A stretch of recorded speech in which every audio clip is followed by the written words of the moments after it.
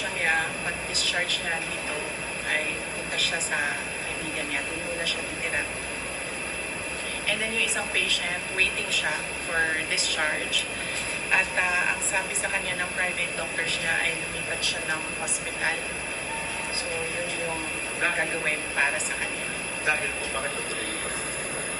When hindi niya nasabi sa akin, ang nasabi lang niya sa akin ay yun yung gusto ng private doctors niya na lumipat siya ng another hospital. So, yun din yung gagawin niya kasi right now, yun lang din yung pinagkakatiwalaan niya, yung mga doktor.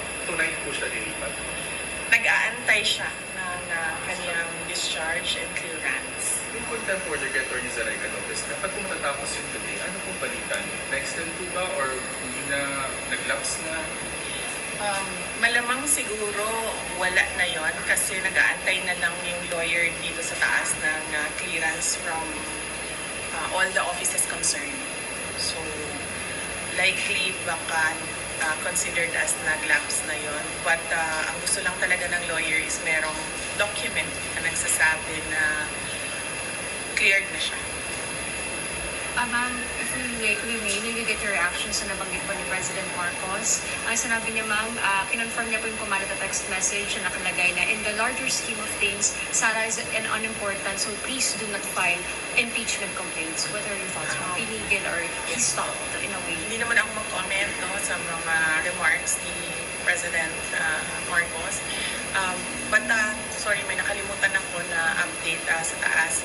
Gustong ipaabot ng dalawang patients ang pagpapasalamat niya sa inyo, sa media, kasi binantayan niyo daw sila at hindi niyo sila iniwanan. And gusto din nila magpasalamat sa mga doctors and lahat ng healthcare professionals na tumulong sa kanila. And of course, sa mga lawyers din na nag-assist sa kanila all throughout the crisis. So, isa din yun sa mga message nila galing sa taas. Salamat daw sa inyong lahat.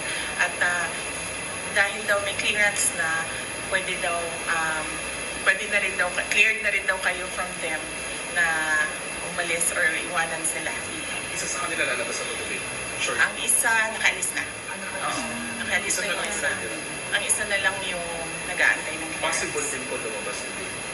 Possible din po ma-discharge. Well, hopeful sila na merong ganon na mangyayari today. Pero I think meron ng assurance ang lawyers na mangyayari yon ang kanyang clearance and discharge today.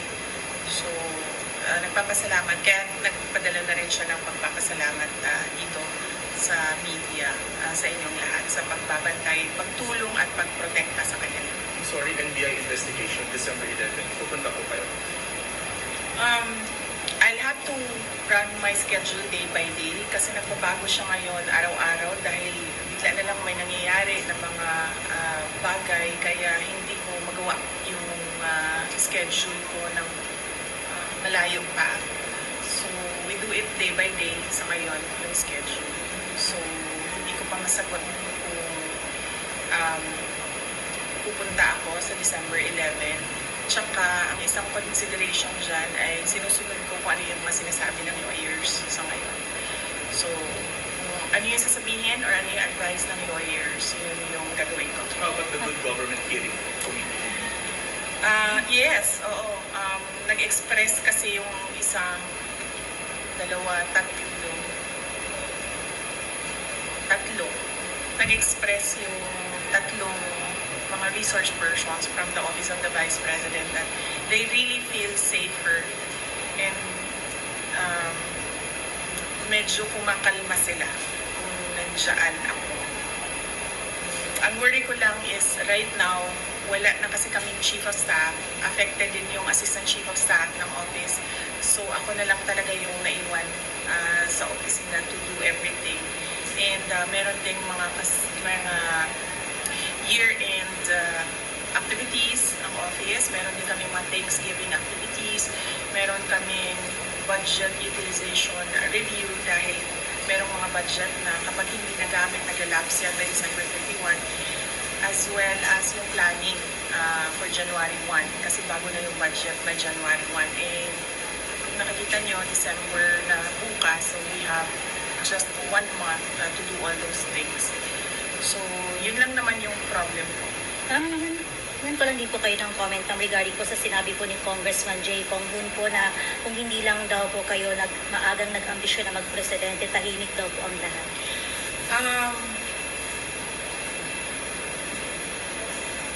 Unang-una, the presidency of 2022 was mine already. Na nanalo na ako sa surveys, lahat ng tao solid na, united na for my candidacy. Pero I gave it away because I felt I had to do some other things other than being President of the Republic of the Philippines. Pangalawa, hindi ako yung nagsabi sa kanila na bukas sila ng investigation or inquiry in aid of legislation that is more like a political persecution and harassment of OVP personnel. So, huwag nila akong i-gaslight into saying na ako ang dahilan ng kaguluhan na ito. Ang kaguluhan na ito ay nagsimula sa sa terrorism nila, sa harassment nila, sa threats nila, sa mga personnel ng Office of the Vice President. Ma'am, clarification lang po, nag-resign na po ba si Attorney Zulay? And when, Hindi pa siya nag-resign, pero nagsabi siya na mag-i-indefinite leave na siya. So, once ma-clear siya dito, she will file an indefinite leave from the Office of the Vice President. Ang sabi ng Presidente, never say never kung mag-reconcile kayong dalawa. Anong comment mo? Will not comment on the remarks of President Marcos sa ngayon. Thank you. Message na lang sa mga supporters sa EDSA Shrine. Yes, oo. Well, nagpapasalamat din kami sa mga supporters namin sa EDSA Shrine. And syempre yung iba pa na kahit hindi namin supporters ay nagpapalabas ng kanilang saloobin sa mga nangyayari ngayon. Dahil nagbabantay din sila sa mga pasyente natin dito sa Veterans Hospital. And nagpapasalamat din kami sa mga tao na nasa labas ng Veterans Hospital na nagbantay din sa mga pasyente. Malaking tulong yon sa akin, yung media, yung mga tao na nagbabantay. Si Senator Bato de la Rosa na hindi talaga niya iniwanan yung mga pasyente. Si Senator Bongo na nag-substitute sa akin dito. Ang laking tulong nun lahat, ninyong lahat sa akin dahil nakakagalaw ko, nagagawa ko pa rin yung mga iba ko kailangan gawin ng mga trabaho. ma'am, tabo lang po ma'am. Ma'am, nag-usap na po ba kayo ni PRRD lately po? Thank you, ma'am.